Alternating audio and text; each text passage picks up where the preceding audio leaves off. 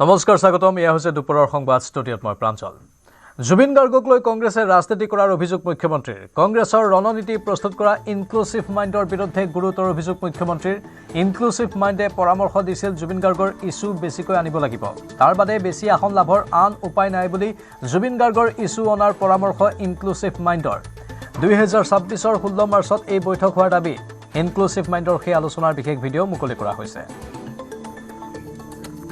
পত্ৰৰ ওপৰত মোৰ বক্তব্য আৰু প্ৰেছ অলৰেডি টিভিত ওলাই আছে অলৰেডি মই দীঘলীয়াকৈ এইটো বিষয়ৰ ওপৰতো কৈ আহিছোঁ আপুনি ফেচবুকত চাবই পাৰিব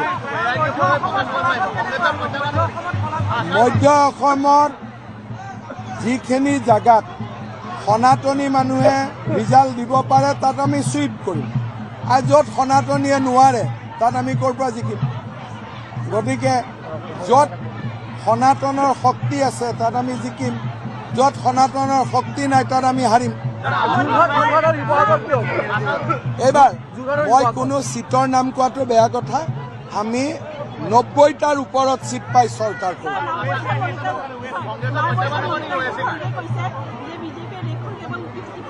মল্লিকাৰ্জুন খাৰ্গে কোন তেওঁৰ আটা পাতাটো কি মইতো চিনিয়ে নাপাওঁ তেওঁ কোন হয় তেওঁৰ ওপৰত মই কি উত্তৰ দিম তেওঁৰ বিষয়ে নাজানো বিজেপিয়ে 90টাতকৈ বেছি চিট পাব এজিপি বিজেপি বিপিএফ মিলি আমি চৰকাৰ কৰিম বাকী 36টা বা 25টা চিটত কি হৈ আছে তাৰ খবৰ মই ৰখা নাই ৰহাত একো প্ৰত্যাহ্বান ৰহাতটো ক্লিন চুইপ ধুনীয়াকৈ জিকিব শশীকান্ত দাস কোনো এইবাৰ প্ৰত্যাহ্বান একো নাই কংগ্ৰেছ নাইয়ে ক'ত প্ৰত্যাহ্বান হ'ব গৈ থাকক থেংক ইউ ইফালে জুবিন গাৰ্গক লৈ কংগ্ৰেছে ৰাজনীতি কৰাৰ অভিযোগ মুখ্যমন্ত্ৰীৰ কংগ্ৰেছৰ ৰণনীতি প্ৰস্তুত কৰা ইনক্লুসিভ মাইণ্ডৰ বিৰুদ্ধে গুৰুতৰ অভিযোগ মুখ্যমন্ত্ৰীৰ ইনক্লুসিভ মাইণ্ডে পৰামৰ্শ দিছিল জুবিন গাৰ্গৰ ইছ্যু বেছিকৈ আনিব লাগিব তাৰ বাদে বেছি আসন লাভৰ আন উপায় নাই বুলি জুবিন গাৰ্গৰ ইছ্যু অনাৰ পৰামৰ্শ ইনক্লুসিভ মাইণ্ডৰ 2016 16 মাৰ্চত এই বৈঠক হোৱাৰ দাবী ইনক্লুসিভ মাইণ্ডৰ সেই আলোচনাৰ বিশেষ ভিডিঅ' মুকলি কৰা হৈছে ষ্টাৰবাক্সত ইনক্লুসিভ মাইণ্ডৰ বিশেষ বৈঠকৰ ভিডিঅ' ৰাজহুৱা পুনৰ মুখ্যমন্ত্ৰী হলে ইনক্লুসিভ মাইণ্ডৰ সকলোকে গ্ৰেপ্তাৰ কৰিম বুলি ঘোষণা মুখ্যমন্ত্ৰী হিমন্ত বিশ্ব শৰ্মাৰ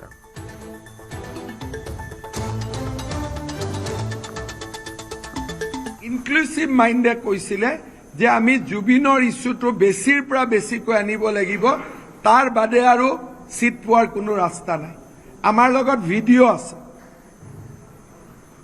তেওঁলোকৰ লগত থকা মানুহে আমাক ভিডিঅ' কৰি ভিডিঅ' দিছে আৰু এই ভিডিঅ'টো ছ'চিয়েল মিডিয়াত অলৰেডি আছে কিন্তু জুবিনক লৈ মই ৰাজনীতি কৰিব খোজা নাই কাৰণে এই ভিডিঅ'টো মই আপোনালোকক সন্মুখত দিয়া নাই কিন্তু যদি মই মুখ্যমন্ত্ৰী হওঁ এই ইনক্লুসিভ মাইণ্ডৰ গোটেইকেইটাকে আমি এৰেষ্ট কৰিম যে এনেকুৱা ঘৃণনীয় ষড়যন্ত্ৰ আপোনালোকে কিয় কৰিছিল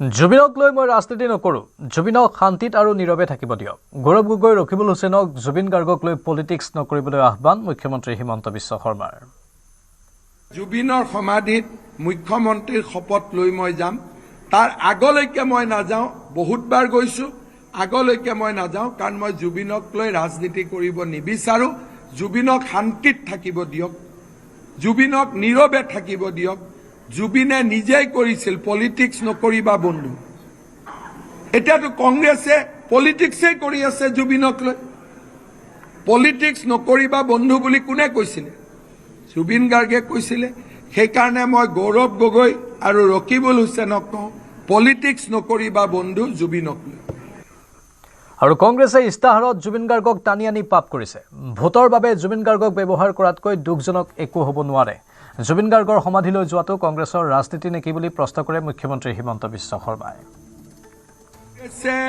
কংগ্ৰেছে মেনিফেষ্টোত জুবিন গাৰ্গৰ প্ৰসংগ টানি আনি পাপ কাম কৰিছে জুবিন গাৰ্গ আমাৰ হিয়াৰ আমঠু ভোটৰ কাৰণে জুবিন গাৰ্গক ব্যৱহাৰ কৰাতকৈ দুখজনক কথা একো থাকিব নোৱাৰে বিষয় ন্যায়ালয়ত আছে যোৱাকালি কংগ্ৰেছে টুইট কৰিছে ফাষ্ট ট্ৰেক কোৰ্ট কিয় হোৱা নাই কিন্তু তেওঁলোকে এইটোও নাজানে যে ইতিমধ্যে ফাষ্ট ট্ৰেক কোৰ্টে কাম আৰম্ভ কৰিছে, প্ৰতিদিনে শুনানি হৈছে। মইতো বিচাৰোঁ 3 মাহ নালাগে, এই মাহতে এটা ভাল খবৰ আহিব। দিছ matter May come to N and. হয়তো এমাহৰ ভিতৰতে সকলো শেষ হৈ যাব। যিটো ধৰণে হিয়াৰিং যোৱাকালিৰ পৰা আৰম্ভ হৈছে, আপোনালোকে কোৰ্টত বহিলে গম পাব। গতিকে কংগ্ৰেছে যিটো কাম কৰিব নোৱাৰে, অকল মাত্ৰ অসমীয়া মানুহৰ আৱেগক চুই যাবলৈ জুবিন গাৰ্গৰ প্ৰসংগ ইলেকশ্যন মেনিফেষ্টোত আনি কংগ্ৰেছে এক অক্ষমনীয় অপৰাধ কৰিছে। মই কংগ্ৰেছৰ নেতাসকলক প্ৰশ্ন কৰোঁ যে আপোনালোকে বিমানেৰে আহে, জুবিন গাৰ্গৰ সমাধিলৈ যায়, কাৰণ তাত আপোনালোকে ৰাজনীতি আনে। ভূপেন হাজৰিকাৰ সমাধিৰ সন্মুখেদি আহে, তাতে কিয় নোসোমায়? শ্বহীদ বাকৰিৰ সন্মুখেদি পাৰ হৈ যায়, তাতে কিয় নোসোমায়? তাৰমানে জুবিনক লৈ জঘন্যতম ৰাজনীতি। তেওঁলোকে ভাবে জুবিনৰ সমাধিত গৈ ৰৈ ৰৈ বিনালীৰ জেগাত ৰৈ ৰৈ কেতেকী কম আৰু ভোট ল'ম। এনেকুৱা জঘন্য ৰাজনীতি কোনেও কৰা নাই। গৌৰৱ গগৈলৈ মুখ্যমন্ত্ৰীৰ পুনৰ প্ৰত্যাহ্বান। নিৰ্বাচন আয়োগক দিয়া শপতনামাত পাকিস্তান, ব্ৰিটেইনত থকা সম্পত্তিৰ তথ্য দিয়া দাবী। শপতনামাত গৌৰৱ গগৈয়ে পত্নীৰ পাকিস্তানৰ আয়ৰ তথ্য দিয়া নাই বুলি অভিযোগ কৰে মুখ্যমন্ত্ৰীয়ে।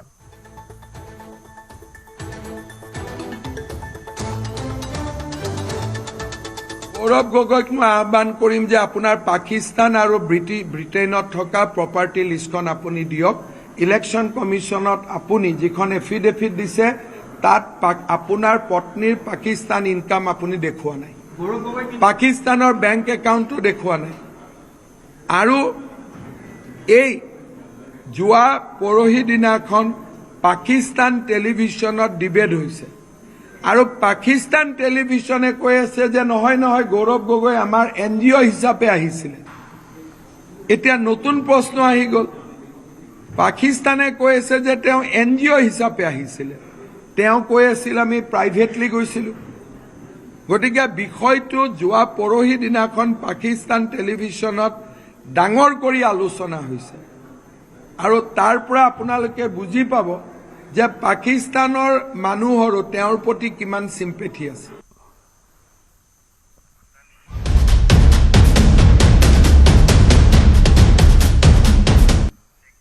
মুঠ 31টা প্ৰতিশ্ৰুতিৰে বিজেপিৰ সংকল্প পত্ৰ মুকলি। মুখ্যমন্ত্ৰী, বিজেপিৰ সভাপতি আৰু ৰাজ্যিক বিজেপিৰ শীৰ্ষ নেতৃত্বৰ উপস্থিতিত বাজপেয়ী ভৱনত কেন্দ্ৰীয় বিত্তমন্ত্ৰী নিৰ্মলা সীতাৰমণে মুকলি কৰে সংকল্প পত্ৰ। অবৈধ অনুপ্ৰৱেশকাৰী চিনাক্তকৰণ আৰু বহিষ্কাৰ প্ৰক্ৰিয়া ত্বৰান্বিত কৰা হ'ব। অনুপ্ৰৱেশকাৰীৰ পৰা 1 ইঞ্চি মাটিও কৰা হ'ব দখলমুক্ত। অসমৰ সকলো প্ৰকৃত নাগৰিকক প্ৰদান কৰা হ'ব ভূমিৰ অধিকাৰ। ষষ্ঠ অনুসূচীৰ অঞ্চল, জনজাতীয় লোকক বাদ দি প্ৰৱৰ্তন কৰা হ'ব সম নাগৰিক সংহিতা। অসমক ভাৰতৰ পূবৰ প্ৰৱেশদ্বাৰ হিচাপে প্ৰতিষ্ঠিত কৰিবলৈ 5 লাখ কোটি টকা বিনিয়োগ কৰাৰ লক্ষ্য নিৰ্ধাৰণ কৰা হৈছে আৰু বহুকেইটা প্ৰতিশ্ৰুতি দিয়া হৈছে। Immigration was the main political tool of Congress, not a problem to be solved for them. And therefore, the entire state of Assam, every district in Assam was under AFSPA since 1990. For 32 years, Assam has been living like that. Today, that's not the case. You have seen peace brought in by the government. And finally, I did remind you, between 2001 and 2015, under Congress rule, no Indian can forget this. No Assami can forget this. Assam suffered 810 bomb blasts that killed 471 people. In the same period, eight major ethnic clashes happened, 535 loss of lives was recorded. Now, I won't take more of your time, I'm finishing. Here is what is the record that we want to show before the people of Assam. You're seeing it every day. Today we have come out with a 31-point Sankalp Patra. Prime Minister visited Northeast 77 times. Whereas you had a Prime Minister earlier who was an MP from Assam, who probably just visited 4, 5 times, 10 times, not more than that, not more than 10 times for the entire Northeast. But this is the record which Honorable Prime Minister himself is monitoring, and this Sankalp Patra today has such important points for the future and the development of Assam. I strongly wish and bow my head and with my hands folded, appeal to every Assami, to every Assam voter to please remember this record and vote for BJP, vote for Kamal, support Himanta Biswa Sharma and support Honorable Sam. অসমৰ মাটি বিদেশী মুক্ত, অসমৰ ভূমি বিদেশী মুক্ত কৰিবৰ বাবে 1950 চনৰ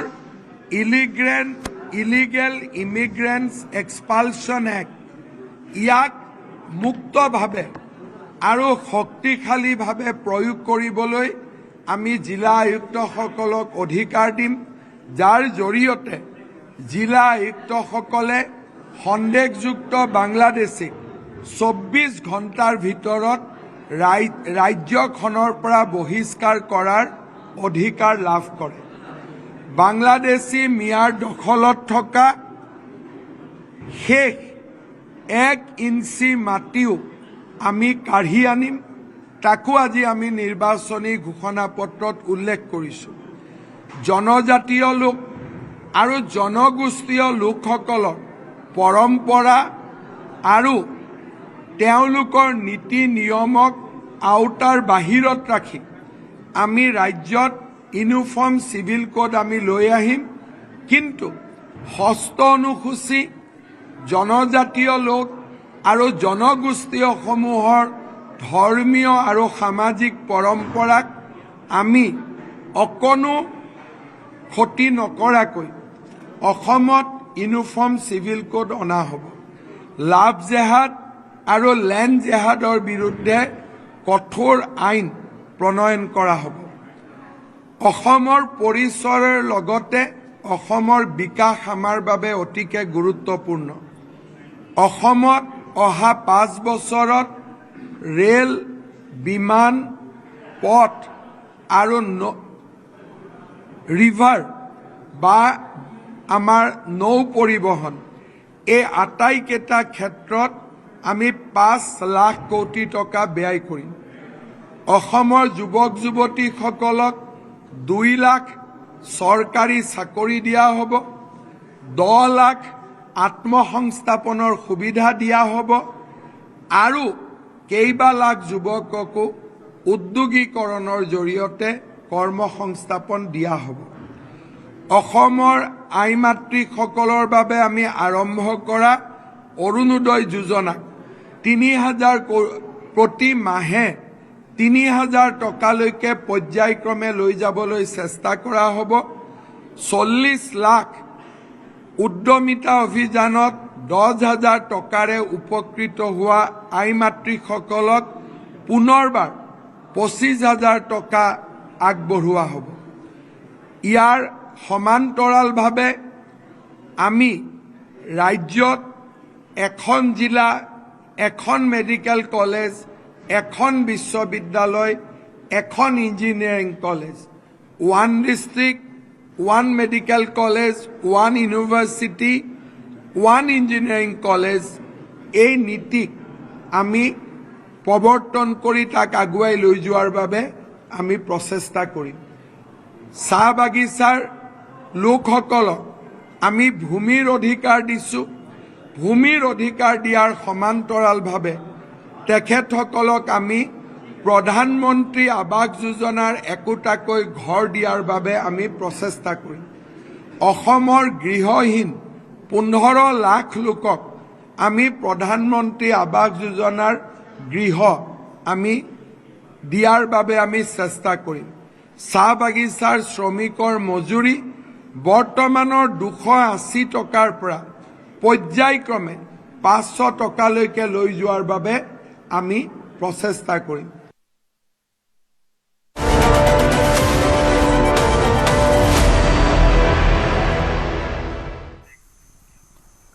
নিৰ্বাচনী প্ৰচাৰ চলাবলৈ আজি সন্ধিয়া অসমলৈ আহিব দেশৰ প্ৰধানমন্ত্ৰী নৰেন্দ্ৰ মোদী।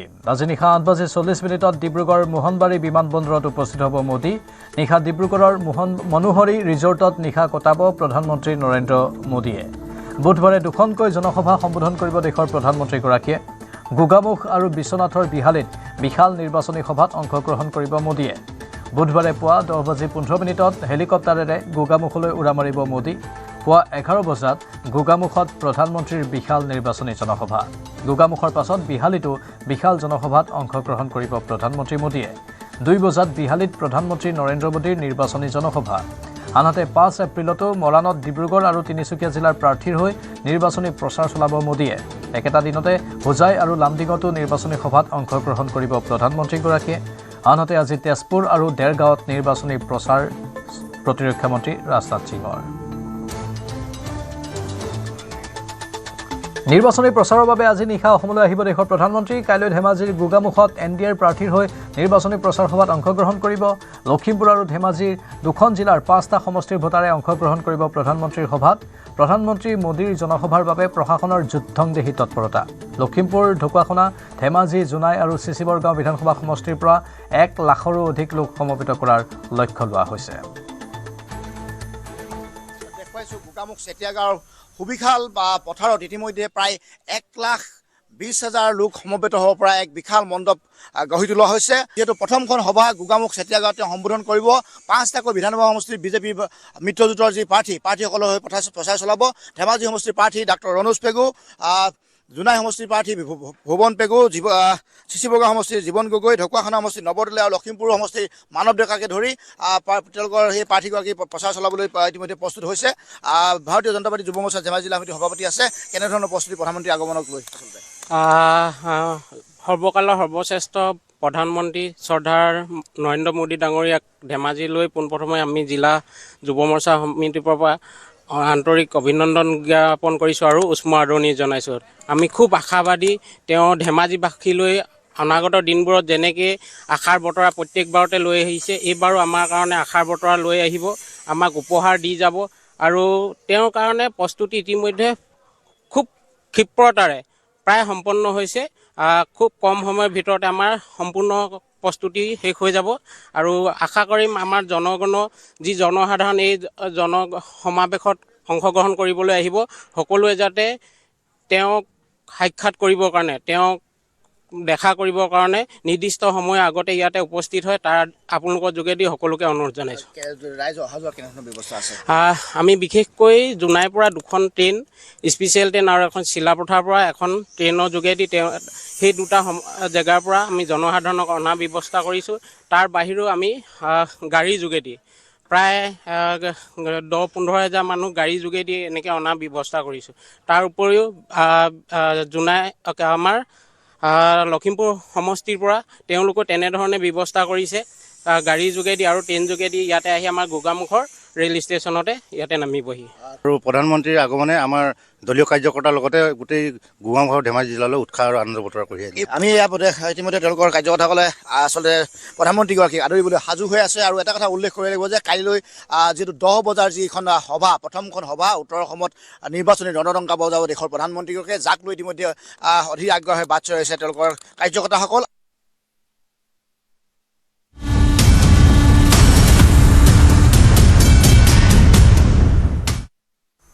সমাগত অসম বিধানসভাৰ নিৰ্বাচন। অসমৰ ভোটাৰৰ মুড কেনে? কাৰ পক্ষত অৱস্থান কৰিছে ভোটাৰ ৰাইজে? ভোট ভাইবৰ সহযোগত নেটৱৰ্ক 18 চলাইছিল এক সমীক্ষা। আপোনালোকলৈ আগবঢ়ালোঁ এই সমীক্ষাৰ সবিশেষ তথ্য।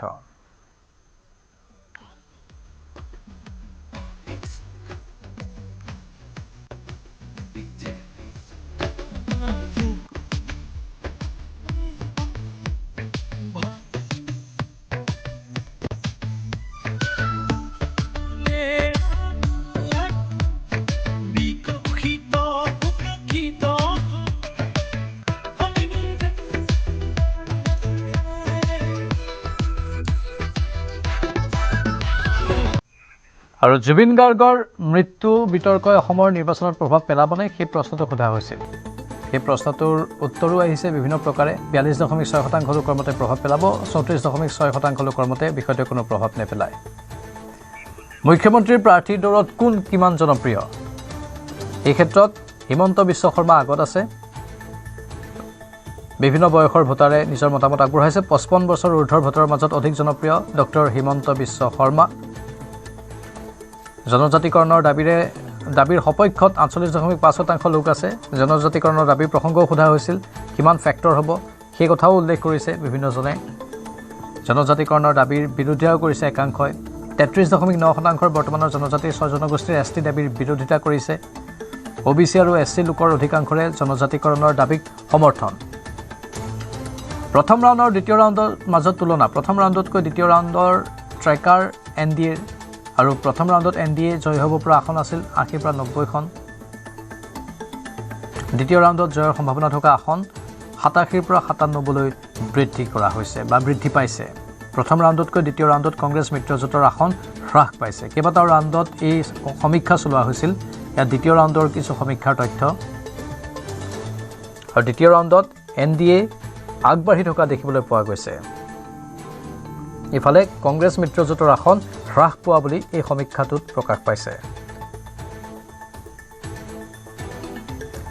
42% লোকৰ মতে জুবিন গাৰ্গৰ মৃত্যুৰ বিতৰ্ক নিৰ্বাচনী ফেক্টৰ হ'ব।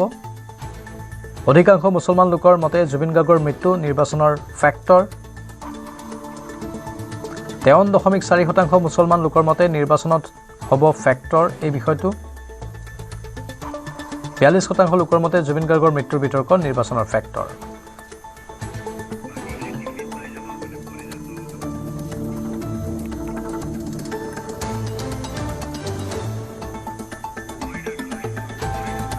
ছয় জনগোষ্ঠীৰ ST মৰ্যাদাৰ দাবী সন্দৰ্ভত আপোনাৰ মতামত কি সেই প্ৰশ্নটো লৈ যোৱা হৈছিল। 48.5% মতে এই দাবী ন্যায্য। আনফালে 18.4% মতে এই দাবী ন্যায্য নহয়, ক'ব নোৱাৰোঁ বুলি মন্তব্য কৰিছে 33.1%। কিহৰ বাবে আপুনি ভোট দিব সেই প্ৰশ্নটো উত্থাপন কৰা হৈছিল। ৰাজ্য চৰকাৰৰ কামৰ বাবে 33.1%ই ভোট দিম বুলি সদৰি কৰিছে। উন্নয়নৰ বাবে 10.8%ই, প্ৰাৰ্থীৰ বাবে 11%ই ভোট দিম বুলি সদৰি কৰিছে। জাতি ধৰ্মৰ বাবে 4.2%ই ভোট দিম বুলি সদৰি কৰিছে। মুখ্যমন্ত্ৰী পদৰ প্ৰাৰ্থীৰ বাবে 12.5%ই ভোটাধিকাৰ সাব্যস্ত কৰিব বুলি সদৰি কৰিছে। ইফালে হিতাধিকাৰী আঁচনিৰ বাবে 6.3%ই ভোটাধিকাৰ সাব্যস্ত কৰিম বুলি সদৰি কৰিছে। প্ৰধানমন্ত্ৰীৰ মুখৰ বাবে 5.4%ই ভোট দিম বুলি সদৰি কৰিছে। আৰু দলীয় প্ৰতীক চাই 4.1%ই ভোটাধিকাৰ সাব্যস্ত কৰিম বুলি সদৰি কৰিছে। ইৰাণ আমেৰিকাৰ যুদ্ধৰ সময়ত ভাৰতৰ কূটনীতিক আপুনি কিমান ৰেটিং দিব বুলি প্ৰশ্ন সোধা হৈছিল। অতি ভাল 29.5% ৰেটিং দিছে। 18.1% মতে ভাল, সাধাৰণ 16.8%, বেয়া 11.4% আৰু অতি বেয়া বুলি সদৰি কৰিছে 8.6%। ইফালে ইৰাণ আমেৰিকাৰ যুদ্ধৰ সময়ত ইন্ধন সংকটৰ মোকাবিলা কৰাত ভাৰতৰ প্ৰদৰ্শন কেনেকুৱা। অতি ভাল বুলি কৈছে 30.8%, 19.5%ই কৈছে ভাল,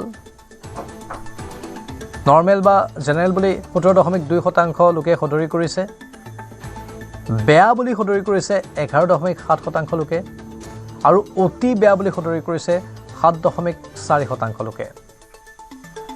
কোন দল বা মিত্ৰজোঁটক আপুনি ভোট দিব বুলি প্ৰশ্ন সোধা হৈছিল।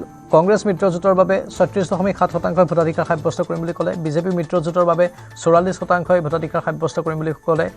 AIUDFৰ বাবে 2%ই ভোট দিব বুলি সদৰি কৰিলে। অন্যান্যৰ বাবে 3.6%ই আৰু এতিয়াও থিৰাং কৰা নাই 8.2%ই। ক'ব নোৱাৰোঁ বুলিও সদৰি কৰিছে 5.5%। আপোনাৰ মতে আটাইতকৈ ডাঙৰ ইছ্যুটো কি? তেতিয়া বিভিন্নজনৰ মতামত এনেকুৱা ধৰণৰ আছিল। নিবনুৱা সমস্যাটো 25.8%ৰ মতে অতি ডাঙৰ ইছ্যু। অনুন্নয়নটো 5.3%ৰ মতে এটা ডাঙৰ ইছ্যু। বানপানী আৰু পুনৰ সংস্থাপন 16.7%ৰ মতে এটা ডাঙৰ ইছ্যু। জুবিন গাৰ্গৰ ন্যায়ৰ প্ৰসংগটো উত্থাপন কৰিছে একাংশই, 10.6%ৰ মতে এইটো এটা ডাঙৰ ইছ্যু। পৰিৱেশৰ অৱক্ষয়ৰ প্ৰসংগটো উত্থাপন কৰিছে 5% লোকে। মূল্যবৃদ্ধিৰ প্ৰসংগটো উত্থাপন কৰিছে 4.8% লোকে। ড্ৰাগছ আৰু সুৰাৰ প্ৰসংগটো উত্থাপন কৰিছে 8.7% লোকে। অবৈধ অনুপ্ৰৱেশৰ প্ৰসংগটো উত্থাপন কৰিছে এটা ডাঙৰ ইছ্যু হিচাপে 4.8% লোকে। দুৰ্নীতিৰ প্ৰসংগটো উত্থাপন কৰিছে একাংশ লোকে। 12.9% লোকে উত্থাপন কৰি কৈছে ই এটা ডাঙৰ ইছ্যু আৰু অন্য বহুকেইটা ইছ্যুৰ কথা উল্লেখ কৰিছে 5.5% লোকে। অসমৰ পৰৱৰ্তী মুখ্যমন্ত্ৰী হিচাপে হিমন্ত বিশ্ব শৰ্মাক 47.4%ই বিচাৰে। গৌৰৱ গগৈক 34.7%ই বিচাৰে। বদৰুদ্দিন আজমলক 2.9% বিচাৰে অখিল গগৈক 2.6% পৰৱৰ্তী মুখ্যমন্ত্ৰী হিচাপে বিচাৰে অন্যই 4.7% আৰু ক'ব নোৱাৰো বুলি কৈছে 7.7%। বৰ্তমানৰ চৰকাৰৰ যোৱা 5 বছৰৰ কামক লৈ আপুনি কিমান ৰেটিং দিব? অতি ভাল ৰেটিং দিছে 31.5%, ভাল ৰেটিং দিছে 14.8%, এভাৰেজ ৰেটিং দিছে 17.5%, বেয়া ৰেটিং দিছে 15.9%, অতি বেয়া ৰেটিং দিছে 14% আৰু ক'ব নোৱাৰো বুলি সদৰি কৰিছে 6.4%। চৰকাৰৰ 5 বছৰীয়া কাৰ্যকালৰ কাম কাজক লৈ আপুনি কেনেদৰে মূল্যাংকন কৰিব? ভেৰি গুড বুলি সদৰি কৰিছে 31.5%, গুড বুলি সদৰি কৰিছে 14.8%, এভাৰেজ বুলি সদৰি কৰিছে 17.5%, ভেৰি প'ৰ বুলি সদৰি কৰিছে 14%, প'ৰ বুলি সদৰি কৰিছে 15.9% আৰু কোনো মন্তব্য দিয়া নাই 6.4%। অসমৰ পৰৱৰ্তী মুখ্যমন্ত্ৰী হিচাপে আপুনি কাক বিচাৰে? এই সমীক্ষা মতে ডক্টৰ হিমন্ত বিশ্ব শৰ্মাক 47.4% পৰৱৰ্তী মুখ্যমন্ত্ৰী হিচাপে বিচাৰে, গৌৰৱ গগৈক 34.7% পৰৱৰ্তী মুখ্যমন্ত্ৰী হিচাপে বিচাৰে, বদৰুদ্দিন আজমলক 2.9% পৰৱৰ্তী মুখ্যমন্ত্ৰী হিচাপে বিচাৰে। আৰু সমীক্ষা অনুসৰি বৰাক ভেলীৰ 13খন আসনৰ বিজেপি মিত্ৰজোঁটে লাভ কৰিব 7ৰ পৰা 9খন আসন, বিৰোধী মিত্ৰজোঁটে লাভ কৰিব 3ৰ পৰা 5খন আসন, UPPLে লাভ নকৰে এখনো আসন, বৰাকত AIDFে লাভ কৰিব 0ৰ পৰা 2খন আসন। মধ্য অসমত যদি আমি চাবলৈ যাওঁ, সমীক্ষাত প্ৰকাশ পাইছে মধ্য অসমৰ কিছু তথ্য। মধ্য অসমত বিজেপি মিত্ৰজোঁটে লাভ কৰিব 12ৰ পৰা 14খন আসন, বিৰোধী মিত্ৰজোঁটে লাভ কৰিব 5ৰ পৰা 7খন আসন, বিজেপিয়ে লাভ কৰিব 12ৰ পৰা 14খন, বিজেপি মিত্ৰজোঁটে আৰু বিৰোধী মিত্ৰজোঁটে 5ৰ পৰা 7খন। মধ্য অসমত UPPL আৰু AIDFে এখনো আসন লাভ নকৰে। ইফালে নামনি অসমত মিত্ৰজোঁটে লাভ কৰিব 29ৰ পৰা 31খন আসন, বিৰোধী মিত্ৰজোঁটে লাভ কৰিব 11ৰ পৰা 13খন আসন, UPPLে লাভ কৰিব 0ৰ পৰা 2খন আসন, নামনি অসমত AIDFে লাভ কৰিব 0ৰ পৰা 2খন আসন। উত্তৰ অসমত বিজেপি মিত্ৰজোঁটে লাভ কৰিব 12ৰ পৰা 14খন আসন, বিৰোধী মিত্ৰজোঁটে লাভ কৰিব 1ৰ পৰা 3খন আসন, উত্তৰ অসমত UPPL আৰু AIDFে লাভ নকৰে এখনো আসন। আৰু এই সমীক্ষা অনুসৰি বিজেপি মিত্ৰজোঁটে লাভ কৰিব 87ৰ পৰা 97খন আসন, কংগ্ৰেছ মিত্ৰজোঁটে লাভ কৰিব 26ৰ পৰা 36খন আসন, UPPLে লাভ কৰিব 0ৰ পৰা 2খন আসন, AIDFে লাভ কৰিব 0ৰ পৰা 4খন আসন। ভোট শ্বেয়াৰৰ ক্ষেত্ৰত বিজেপিৰ ভোট শ্বেয়াৰ হ'ব 44%, সেই সম্ভাৱনা ব্যক্ত কৰা হৈছে। কংগ্ৰেছৰ ভোট শ্বেয়াৰ 36.7%, AIDFৰ ভোট শ্বেয়াৰ 2%, অন্যান্যৰ ভোট শ্বেয়াৰ 3.6%। এতিয়াও সিদ্ধান্ত লোৱা নাই 8.2%, মন্তব্য দিয়াৰ পৰা বিৰত আছে 5%।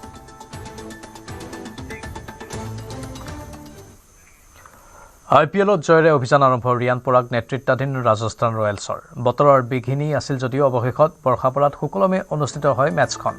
মহেন্দ্ৰ সিং ধোনীবিহীন চেন্নাই ছুপাৰ কিংছক 8 উইকেটত পৰাস্ত কৰে ৰাজস্থান ৰয়েলছে। প্ৰথমে বেট ধৰি চেন্নাই ছুপাৰ কিংছে 19.4 অভাৰত সংগ্ৰহ কৰে 127 ৰান।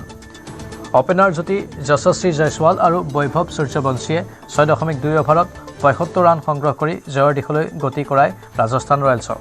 17টা বলত 5টা ছিক্সাৰ 4টা বাউণ্ডেৰীৰে সৰ্বাধিক 52 ৰানৰ অৱদান আগবঢ়ায় বৈভৱ সূৰ্যবংশীয়ে। যশস্বী জয়ছোৱালে 36টা বলত 1টা ছিক্সাৰ আৰু 3টা বাউণ্ডেৰীৰ সৈতে সংগ্ৰহ কৰে মুঠ 38 ৰান। অধিনায়ক ৰিয়ান পৰাগ 11টা বলত 14 ৰান কৰি অপৰাজিত থাকে। ধ্ৰুৱ জুৰেলে 18টা বলত সংগ্ৰহ কৰে 18 ৰান। 12.1 অভাৰতেই বিজয় সাব্যস্ত কৰে ৰাজস্থান ৰয়েলছে।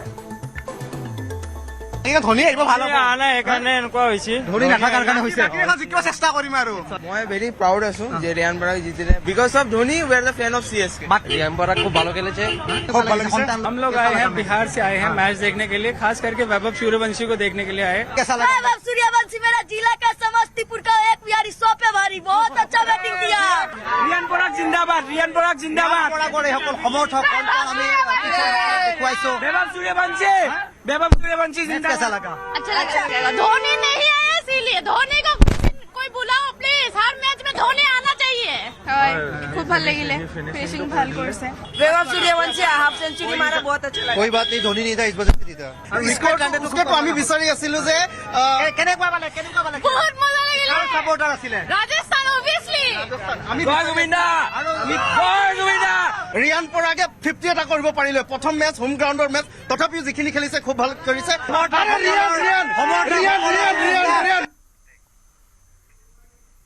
নক্সালমুক্ত গাঁৱলৈ 1 কোটিকৈ টকা দিব কেন্দ্ৰীয় চৰকাৰে সংসদত এই ঘোষণা কেন্দ্ৰীয় গৃহমন্ত্ৰী অমিত শাহৰ কেন্দ্ৰীয় আত্মসমৰ্পণৰ বাবে 31 মাৰ্চ সময়সীমা বান্ধি দিছিল কেন্দ্ৰীয় চৰকাৰে ডেডলাইনৰ পূৰ্বে ভাৰত নক্সালমুক্ত হোৱাৰ ঘোষণা অমিত শাহৰ और हमने लक्ष्य किया था कि 31 मार्च को नक्सल मुक्त करेंगे मैं पूरी व्यवस्था होने के बाद देश को भी सूचित करूंगा मगर मैं ऐसा बोल सकता हूं धड़ल्ले से बोल सकता हूं कि हम नक्सल मुक्त हो गए हैं ऐसा कहने में कोई तकलीफ नहीं मान्यवर बसवराजू इनके महासचिव न्यूट्रलाइज हुए हिडमा जिन्होंने 27 लोगों को मारा था 28 वर्ष से एक्टिव थे बसवराजू जी 49 वर्ष से एक्टिव थे विवेक 40 वर्ष से एक्टिव था न्यूट्रलाइज हुआ गजरल्ला रवि 11 वर्ष से एक्टिव थे न्यूट्रलाइज हुए कदारी सत्यनारायण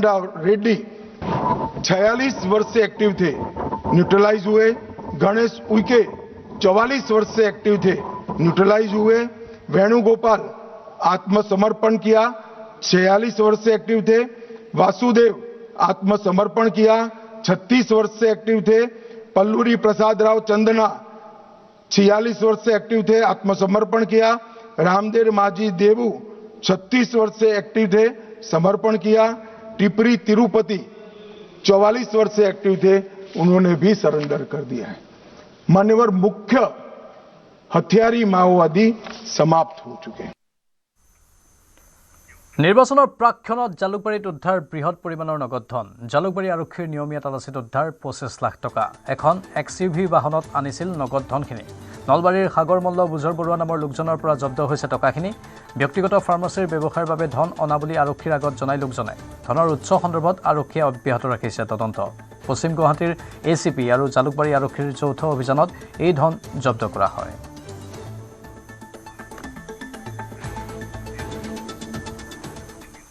বশিষ্ঠ আৰক্ষীৰ তালাচীতো উদ্ধাৰ বান্দিলে টকা বশিষ্ঠ আৰক্ষীৰ তালাচীত মাইখুলিত জব্দ 4,66,800 টকা এগৰাকী মণিপুৰী মহিলাৰ পৰা জব্দ কৰা হয় ধনখিনি বশিষ্ঠ আৰক্ষীয়ে টকাখিনি উদ্ধাৰ কৰি ফ্লাইং স্কোৱাডক সমজাই দিয়ে এই ঘটনা সন্দৰ্ভত ফ্লাইং স্কোৱাডে চলাই আছে তদন্ত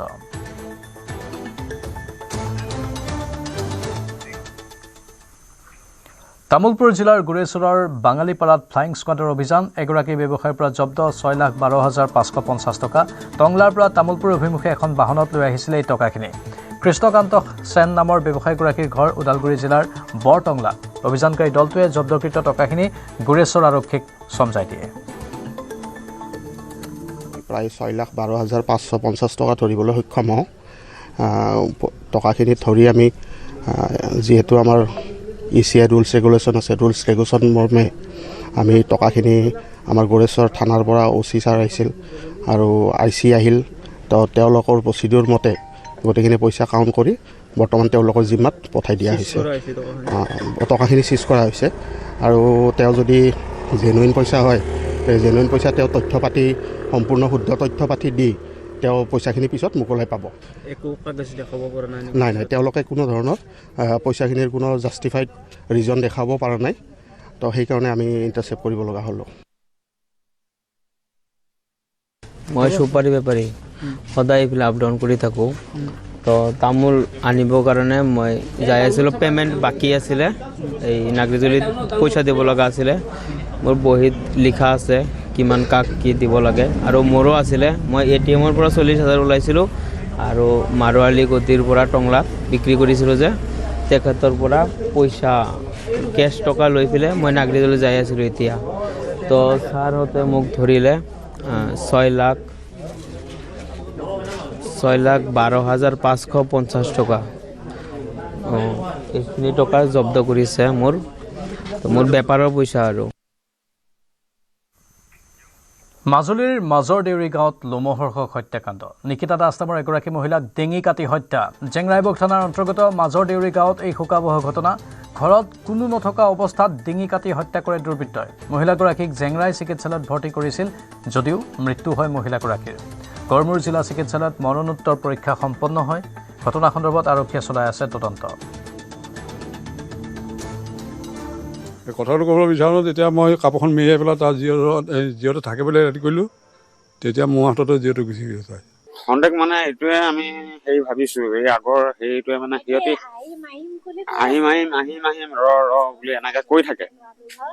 মাজে সময়ে ফোন কৰে, কিন্তু আমি পাত্তা নিদিওঁ। মানে গিৰিয়েকটো ইমান এটা হেৰি নহয়, মানে জুৱা চোৱা খেলে, ইনকাম নাই একো।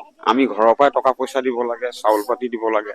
ঘৰৰ ভিতৰতে চাইছোঁ, স্পঞ্জো ক'ৰবাত পৰি আছে, মানুহজনী ইয়াত পৰি আছে। ভিতৰৰ পৰা টানি আনি বাহিৰত কৈছে। বিহাৰৰ নালন্দাৰ শীতলা মাতা মন্দিৰত শোকাবহ ঘটনা। শীতলা মন্দিৰৰ মেলাত পদপিষ্ট হৈ মৃত্যু হ'ল কমেও 8জনকৈ লোকৰ। আহত 1 ডজনতকৈ অধিক। আহতসকলক বিহাৰ শ্বৰীফৰ মডেল হস্পিটেলত ভৰ্তি কৰোৱা হয়। মঙলবাৰে পুৱাৰে পৰা মন্দিৰ চৌহদত অজস্ৰ ভক্তৰ ভিৰ হৈছিল। পুৱাৰ পৰাই ভক্তই দীঘলীয়া শাৰী পাতি থিয় হৈ আছিল। শীতলা মাতাক প্ৰথম দৰ্শনৰ বাবে ভক্তৰ মাজত আৰম্ভ হয় ঠেলা হেঁচা। মন্দিৰ চৌহদত সৃষ্টি হয় বিশৃংখল পৰিৱেশৰ, যাৰ বাবে সংঘটিত হয় এই শোকাবহ ঘটনা। আনহাতে শোকাবহ ঘটনাৰ সময়ত প্ৰশাসনৰ বিষয়া উপস্থিত নথকাৰ অভিযোগ আহিছে। অৱশ্যে দুৰ্ঘটনাৰ পাছত মোতায়েন কৰিছে বৃহৎ সংখ্যক আৰক্ষী বাহিনী। আৰক্ষীয়ে আৰম্ভ কৰিছে উদ্ধাৰ অভিযান।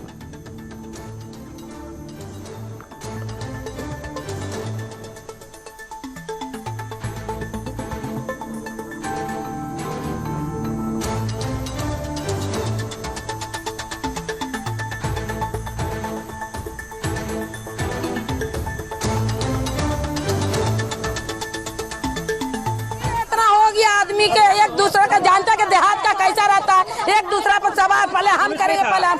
कोई प्रशासन नहीं, कोई प्रशासन नहीं, कोई प्रशासन नहीं है। इसमें ज्यादा प्रशासन से कमजोरी है। यहाँ प्रशासन देना चाहिए यहाँ पर। हम लोग 4 आदमी आए पटना से, आगे भैया सब आगे पीछे हो गए, भागदर हो गए हाल, सब आदमी पंडित मारा भागदर हो गए हाल। घायल लमसम वही 10-15 को बेहोश हुए थे। उसके बाद सब लोग कहाँ ले गए? सब लोग वहीं पे मंदिर में पंखा के नीचे हम लोग रखे। उसके बाद एम्बुलेंस 1 घंटा के बाद आया। বাতৰিত এইখিনিতে সময় বাণিজ্যিক বিৰতিৰ।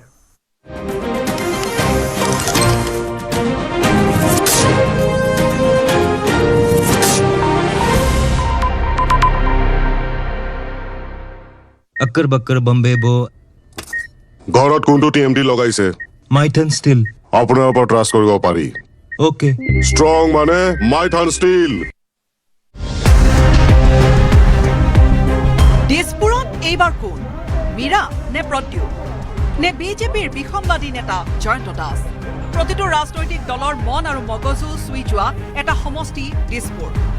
দিছপুৰক লৈ ৰাজনৈতিক চৰ্চা সদায় এটা কথাই স্থান পায়, দিছপুৰ যাৰ চৰকাৰ তাৰ। ৰাজ্যৰ ৰাজধানীৰ সমষ্টি দিছপুৰত এতিয়া নিৰ্বাচনৰ দিন চমু চাপি অহাৰ লগে লগে ৰাজনীতি জমি উঠিছে। এফালে যদি একেদিনাই কংগ্ৰেছ ত্যাগ কৰি বিজেপিৰ টিকট লাভ কৰা প্ৰদ্যুৎ বৰদলৈ, আনফালে সমষ্টিটোৰ চুকে কোণে ঘূৰি ফুৰা কংগ্ৰেছৰ মীৰা বৰঠাকুৰ। সমষ্টিটোত কংগ্ৰেছৰ দখললৈ অনাৰ বাবে দিন ৰাতি একাকাৰ কৰি মীৰাই চলাইছে প্ৰচাৰ অভিযান। দৈনিক ৰাইজৰ কাষ চপাৰ চেষ্টা কৰিছে কংগ্ৰেছ প্ৰাৰ্থী মীৰা বৰঠাকুৰে। প্ৰদ্যুৎ বৰদলৈয়েও সমষ্টিটোৰ চুক কোণৰ সৈতে পৰিচয় হৈ প্ৰচাৰ অভিযান চলাইছে। প্ৰথমে সমষ্টিটো অচিনাকি আছিল যদিও বৰ্তমান সময়ত নিৰ্বাচনৰ বাবে মানসিকভাৱে প্ৰস্তুত প্ৰদ্যুৎ বৰদলৈ। দিছপুৰ সমষ্টিটোৰ মূল প্ৰতিদ্বন্দ্বী কোন হ'ব তাক ৰাইজে নিৰ্ধাৰণ কৰিব বুলি মন্তব্য কৰিলে বিজেপিৰ প্ৰাৰ্থীগৰাকীয়ে। মোৰ বাবে এইটো এটা স্বৰ্গীয় অনুভূতি যে মই যলৈকে গৈছোঁ তাত আমাৰ সাধাৰণ ৰাইজে মোক উমালভাৱে সঁহাৰি জনাইছে। চেলেঞ্জটো প্ৰত্যেকটো নিৰ্বাচনেই চেলেঞ্জ। আপুনি এটা গণতন্ত্ৰৰ এই নিৰ্বাচনক আপুনি সাধাৰণভাৱে ল'ব নোৱাৰে, চিৰিয়াছলি আপুনি ল'বই লাগিব। কিন্তু কোন গৌণ প্ৰতিদ্বন্দ্বী, কোন মুখ্য প্ৰতিদ্বন্দ্বী, সেয়া ৰাইজেহে সিদ্ধান্ত লয় আৰু সেই সিদ্ধান্ত সদায় ৰাইজে লয়। মীৰা অথবা প্ৰদ্যুৎৰ দৰে প্ৰচাৰ অব্যাহত ৰাখিছে বিজেপিৰ বিসম্বাদী নেতা তথা নিৰ্দলীয় প্ৰাৰ্থী জয়ন্ত দাসে। সমষ্টিটো জয়ন্ত দাসৰ সমৰ্থনত ওলাই আহিছে শতাধিক লোক। এই 3 মহাৰথীৰ যুঁজত কোন জয় হ'ব সেয়া স্পষ্ট হ'ব 4 মে'ৰ দিনাহে। হীৰকজ্যোতি মালাকাৰৰ report news 18 Assam north east.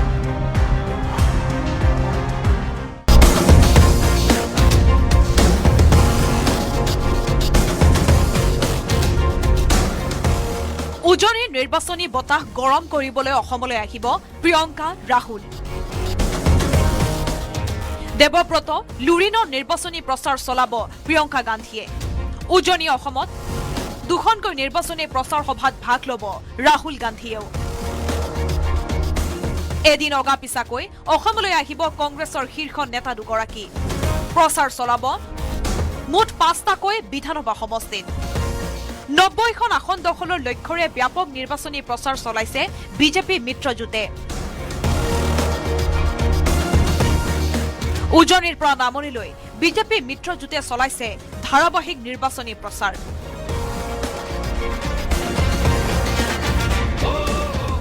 প্ৰচাৰত নামিছে ৰাষ্ট্ৰীয় সভাপতি নীতিন নবীন, কেন্দ্ৰীয় গৃহমন্ত্ৰী অমিত শ্বাহ। নিৰ্বাচনী প্ৰচাৰ চলাবলৈ আহিব প্ৰধানমন্ত্ৰী নৰেন্দ্ৰ মোদী, ৰাজনাথ সিং, দেৱেন্দ্ৰ ফাড়নাবিছকে ধৰি বহু star campaigner.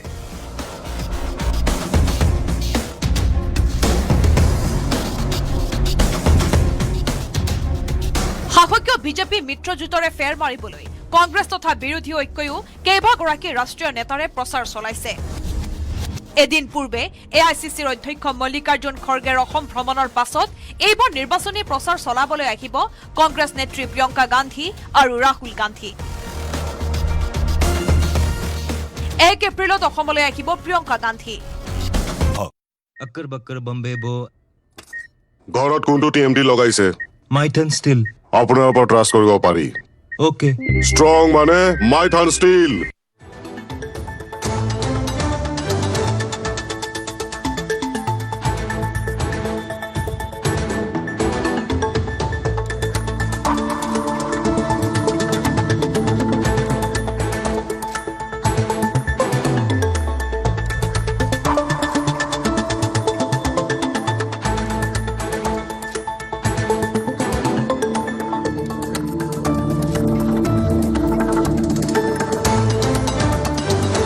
Occur Bakkar Bombay बो ঘৰত কোনটো TMT লগাইছে माइथन स्टील আপোনাৰ ওপৰত ট্ৰাষ্ট কৰিব পাৰি।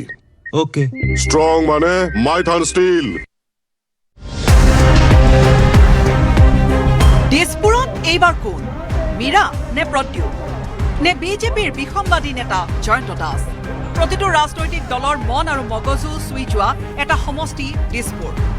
দিছপুৰক লৈ ৰাজনৈতিক চৰ্চা সদায় এটা কথাই স্থান পায়, দিছপুৰ যাৰ চৰকাৰ তাৰ। ৰাজ্যৰ ৰাজধানীৰ সমষ্টি দিছপুৰত এতিয়া নিৰ্বাচনৰ দিন চমু চাপি অহাৰ লগে লগে ৰাজনীতি জমি উঠিছে। এফালে যদি একেদিনাই কংগ্ৰেছ ত্যাগ কৰি বিজেপিৰ টিকট লাভ কৰা প্ৰদ্যুৎ বৰদলৈ, আনফালে সমষ্টিটোৰ চুকে কোণে ঘূৰি ফুৰা কংগ্ৰেছৰ মীৰা বৰঠাকুৰ। সমষ্টিটোত কংগ্ৰেছৰ দখললৈ অনাৰ বাবে দিন ৰাতি একাকাৰ কৰি মীৰাই চলাইছে প্ৰচাৰ অভিযান। দৈনিক ৰাইজৰ কাষ চপাৰ চেষ্টা কৰিছে কংগ্ৰেছ প্ৰাৰ্থী মীৰা বৰঠাকুৰে। প্ৰদ্যুৎ বৰদলৈয়েও সমষ্টিটোৰ চুক কোণৰ সৈতে পৰিচয় হৈ প্ৰচাৰ অভিযান চলাইছে। প্ৰথমে সমষ্টিটো অচিনাকি আছিল যদিও বৰ্তমান সময়ত নিৰ্বাচনৰ বাবে মানসিকভাৱে প্ৰস্তুত প্ৰদ্যুৎ বৰদলৈ। দিছপুৰ সমষ্টিটোৰ মূল প্ৰতিদ্বন্দ্বী কোন হ'ব তাক ৰাইজে নিৰ্ধাৰণ কৰিব বুলি মন্তব্য কৰিলে বিজেপিৰ প্ৰাৰ্থীগৰাকীয়ে। মোৰ বাবে এইটো এটা স্বৰ্গীয় অনুভূতি যে মই যলৈকে গৈছোঁ তাত আমাৰ সাধাৰণ ৰাইজে মোক উমালভাৱে সঁহাৰি জনাইছে। চেলেঞ্জটো প্ৰত্যেকটো নিৰ্বাচনেই চেলেঞ্জ। আপুনি এটা গণতন্ত্ৰৰ এই নিৰ্বাচনক আপুনি সাধাৰণভাৱে ল'ব নোৱাৰে, চিৰিয়াছলি আপুনি ল'বই লাগিব। কিন্তু কোন গৌণ প্ৰতিদ্বন্দ্বী, কোন মুখ্য প্ৰতিদ্বন্দ্বী সেয়া ৰাইজেহে সিদ্ধান্ত লয় আৰু সেই সিদ্ধান্ত সদায় ৰাইজে লয়। মীৰা অথবা প্ৰদ্যুৎৰ দৰে প্ৰচাৰ অব্যাহত ৰাখিছে বিজেপিৰ বিসম্বাদী নেতা তথা নিৰ্দলীয় প্ৰাৰ্থী জয়ন্ত দাসে। সমষ্টিটোত জয়ন্ত দাসৰ সমৰ্থনত ওলাই আহিছে শতাধিক লোক। এই 3 মহাৰথীৰ যুঁজত কোন জয় হ'ব সেয়া স্পষ্ট হ'ব 4 মে'ৰ দিনাহে। হীৰকজ্যোতি মালাকাৰৰ report news 18 Assam north east.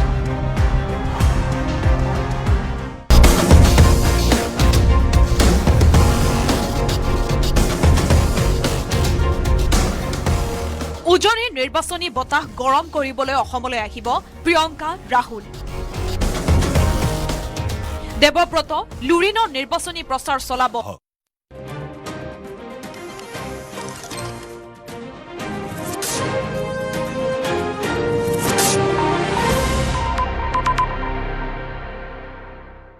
আপুনি চাই আছে দুপৰৰ সংবাদ। নদুৱাৰ সমষ্টিত পুনৰ নিৰ্বাচনী হিংসা, বিজেপি সমৰ্থকৰ সৈতে কংগ্ৰেছ সমৰ্থকৰ সংঘাতত আহত কংগ্ৰেছ প্ৰাৰ্থী সুনীল ছেত্ৰী। তেজপুৰৰ নপাম বাইপাছ তিনিআলিত সংঘটিত হৈছে এই ঘটনা। বিজেপি সমৰ্থকে আক্ৰমণ কৰাৰ অভিযোগ। আহত কংগ্ৰেছ প্ৰাৰ্থী সুনীল ছেত্ৰীক চিকিৎসালয়ত ভৰ্তি কৰোৱা হয়। এই ঘটনাৰ পাছত পুনৰ কংগ্ৰেছে সাব্যস্ত কৰে প্ৰতিবাদ। দুদিন পূৰ্বে কংগ্ৰেছ সমৰ্থকৰ আক্ৰমণত আহত হৈছিল 4জন বিজেপি কৰ্মী আৰু কংগ্ৰেছৰ প্ৰাক্তন বিধায়ক প্ৰাণেশ্বৰ বসুমতাৰীৰ নেতৃত্বত আক্ৰমণ চলাৰ অভিযোগ উত্থাপন কৰা হৈছে।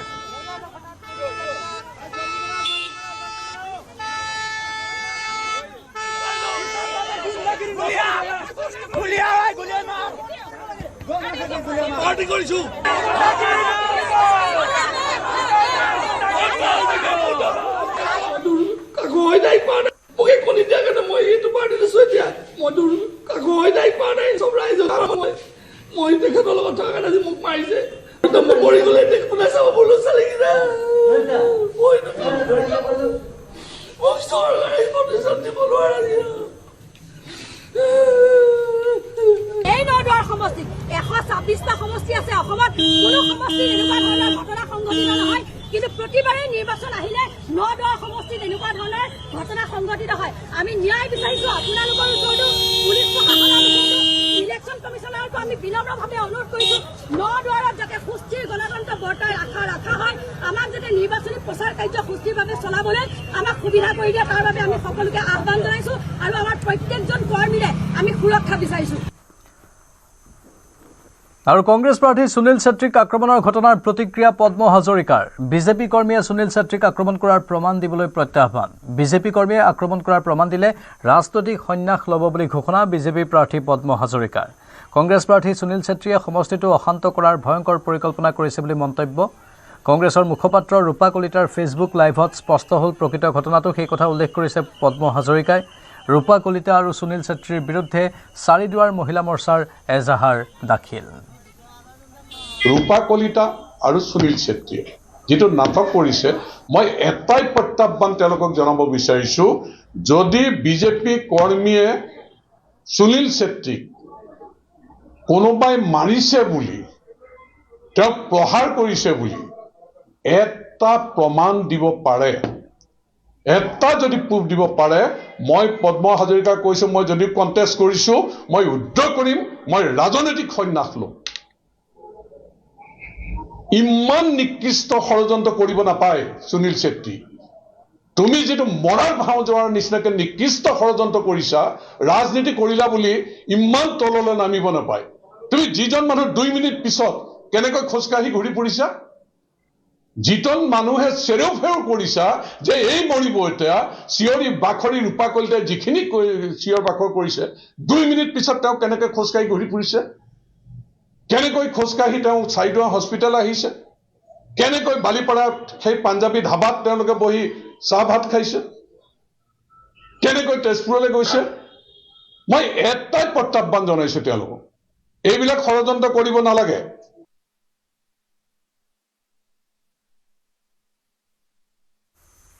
বিধানসভা নিৰ্বাচনলৈ মাজত মাথো 8 দিন বাকী। ব্যতিক্ৰমী ৰূপত প্ৰচাৰ অভিযান অব্যাহত ৰাখিছে খুমটাই সমষ্টিৰ বিজেপি প্ৰাৰ্থী মৃণাল শইকীয়াই। পুৱাই চাইকেল চলাই কোনো সমদল বা ৰেলী নোহোৱাকৈ ভোটাৰৰ মাজত গৈ চলাইছে অভিযান।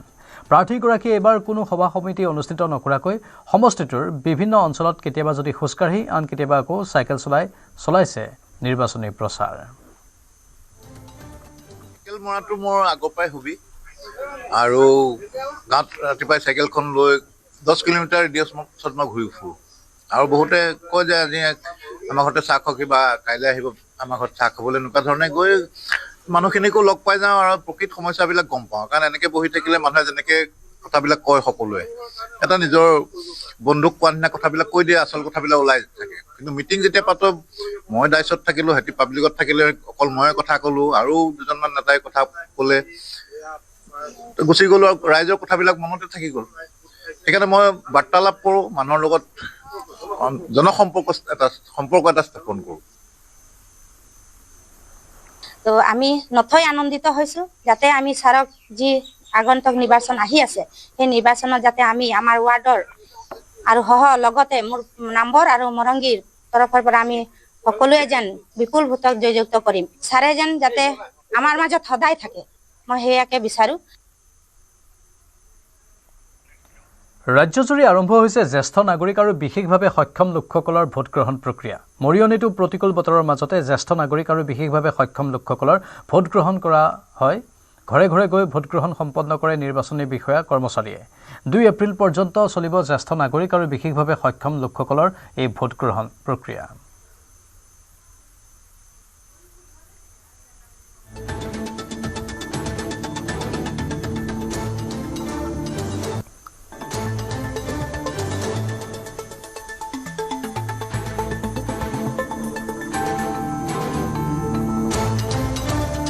যিসকল 85ৰ ঊৰ্ধ আৰু যিসকল শাৰীৰিকভাৱে অক্ষম তেওঁলোকৰ ঘৰে ঘৰে গৈ ভোট লোৱা হৈছে।